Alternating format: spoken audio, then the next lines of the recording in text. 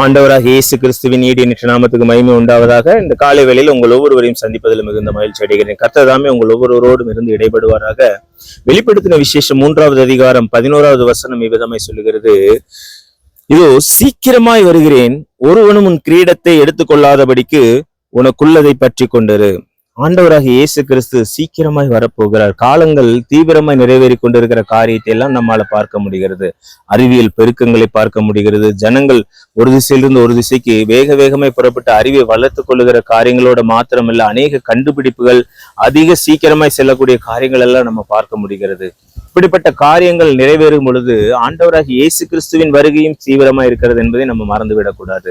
ஆண்டவராக இயேசு கிறிஸ்துவின் வருகை தீவிரமா இருக்கிறதுன்றதை நீங்க அறிந்து கொள்வதற்கு ஏதுவான வழிகள்ல எல்லா காரியங்களையும் அலசி ஆராய்கிறவர்களாய் நம்ம காணப்பட வேண்டும். அவர் சீக்கிரமா வரப்போகிறார். அப்ப வரப்போகிற அப்படிங்கிறதுன்னு நீங்க கேள்விப்பட்ட உடனே நம்ம எல்லாரும் ஒரு பூமியில ஒரு ஓட்டத்தை ஓடிக்கொண்டு இருக்கிறோம். அந்த ஓட்டம் எல்லாம் ஜெயமாய் முடிகிற ஓட்டமா? ஆண்டவருக்கு முன்பாக ஜெயமாய் முடிகிற ஓட்டம் என்றால் சத்தியத்தின் படி நடப்பது, நீதியின் படி நடப்பது. இப்படிப்பட்ட ஓட்டங்களை தான் ஆண்டவர் நீதியின் நல்ல ஒரு ஓட்டமாய் கருதுகிறார். அப்ப ஆண்டவருக்கு பிரியமான ஓட்டமாய் நம்முடைய வாழ்க்கை ஓட்டம் இருக்குமானால், ஆண்டவர் சீக்கிரமாய் வரும் பொழுது நமக்கு வைத்திருக்கிற ஜீவ கிரீடத்தை, வாக்குத்தத்தம் பண்ணப்பட்ட ஜீவ கிரீடத்தை பெற்றுக்கொள்ள நமக்கு அது ஏதுவாக இருக்கும். ஒருவேளை ஆண்டவருக்கு பிரியமில்லாத ஓட்டத்தை ஓடுகிறவர்களாய் காணப்படுவோமானால், அவருடைய வருகையின் பொழுது ஜீவ கிரீடத்தை இழந்து போனவர்களாய் நாம் நிற்க கூடும். அதனால எல்லா சூழ்நிலையிலும் ஆண்டவருக்கு பிரியமான ஓட்டம் ஓடுகிறோமா?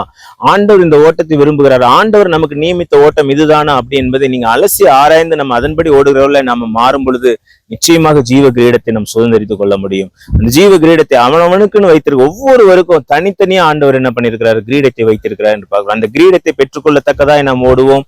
ஆண்டவர் சீக்கிரமே வருகிறார். அந்த ஜீவ கிரீடத்தை நாம் பெற்றுக்கொள்ள வாஞ்சியோடு ஓடும் பொழுது நிச்சயமா நாம் அதை பெற்றுக்கொள்வோம்.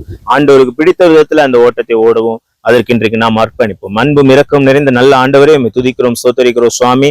அப்பா, இதோ சீக்கிரமே வருகிறேன், அவன் பலனுக்கு தகுந்தாற்போல் அப்ப கிரீடத்தை வைத்திருக்கிறேன் என்று சொன்னீரே சுவாமி. அப்பா, உமக்கு பிரியமானபடி நாங்கள் எங்கள் ஓட்டத்தை அமைத்துக் கொள்ள, அந்த கிரீடத்தை நாங்கள் பெற்றுக்கொள்ள இந்த தேவநாயகத்தை எங்கள் ஒவ்வொருவருக்கும் உதவி செய்ய வேண்டுமாய் ஜெபிக்கிறோம். ஒப்பு கொடுத்த ஒவ்வொரு பிள்ளைகளும் கர்த்தருக்கு பிரியமான விதத்துலதான் ஓடுகிறோமா என்பதை அப்ப ஒவ்வொரு நாளும் ஆராய்ந்து பார்த்து சரியான விதத்துல நல்ல போராட்டத்துக்கு எதுவான ஓட்டத்தை ஓட கர்த்தர் உதவி செய்யுங்க. ஒவ்வொருவரையும் பாதுகாத்துக்குள்ள வழி நடத்தும். இயேசுவின் மூலம் ஜெபிக்கிறோம் நல்ல பிதாவே, ஆமென். God bless you. God bless you.